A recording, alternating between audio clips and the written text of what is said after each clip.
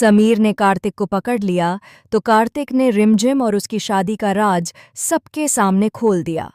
शादी की फोटो देखकर सभी के होश उड़ गए और अमायरा का खेल खत्म हो गया।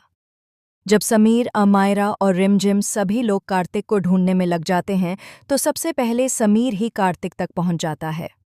वह गुस्से में कार्तिक को पकड़कर लोहे की जंजीरों से महल में एक जगह बांध देता है। इसके बाद समीर गुस्से में कहता है कि तुमने रिमझिम के साथ बहुत गलत किया है, मैं तुम्हें नहीं छोड़ूंगा। लेकिन तभी कार्तिक समीर से कहता है कि तुम्हें पूरी सच्चाई नहीं पता है, तुम मुझे गलत समझ रहे हो। गलत तो तुम्हारी अमायरा है। यह सुनकर समीर के होश उड़ जाते हैं। उसी समय अमायरा, मोहिनी और रिमझिम को पता चल जाता है कि समीर ने कार्तिक को पकड़ लिया है, तो वे सभी कार्तिक के पास पहुंचते हैं। आते ही रिमझिम समीर से कहती है कि तुमने कार्तिक को ऐसे क्यों बांध दिया। इस पर समीर कहता है कि रिमझिम, तुम बीच में मत आओ। मोहिनी और अमायरा डर जाते हैं कि कहीं कार्तिक सच न बता दे। तभी कार्तिक समीर से कहता है कि सामने लगे टीवी का रिमोट उसे दे दिया जाए। वह एक हाथ से टीवी पर एक फोटो चला देता है, जिसे देखकर सभी के पैरों तले जमीन खिसक जाती है। फोटो में मंडप का दृश्य होता है, जिसमें दुल्हन का चेहरा साफ दिख रहा होता है। दुल्हन को देखकर सभी हैरान रह जाते हैं, क्योंकि वह रिमझिम होती है और वह समीर के साथ मंडप में खड़ी होती है।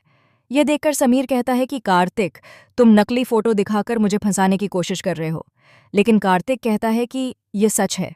तभी रिमझिम भी समीर से कहती है कि कार्तिक सच बोल रहा है। शादी वाले दिन की हमें कुछ भी याद नहीं है, जरूर किसी ने हमें बेहोश करके मंडप में पहुंचाया था। कार्तिक बताता है कि यह सब किसी और ने नहीं, बल्कि अमायरा ने किया है और यह उसी की चाल थी। यह सुनकर समीर के होश उड़ जाते हैं। वहीं रिमझिम को जब पता चलता है कि समीर ही उसका पति है, तो वह उसे गले लगा लेती है।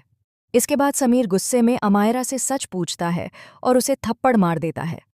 अमायरा रोते हुए मान लेती है कि हाँ, यह सच है।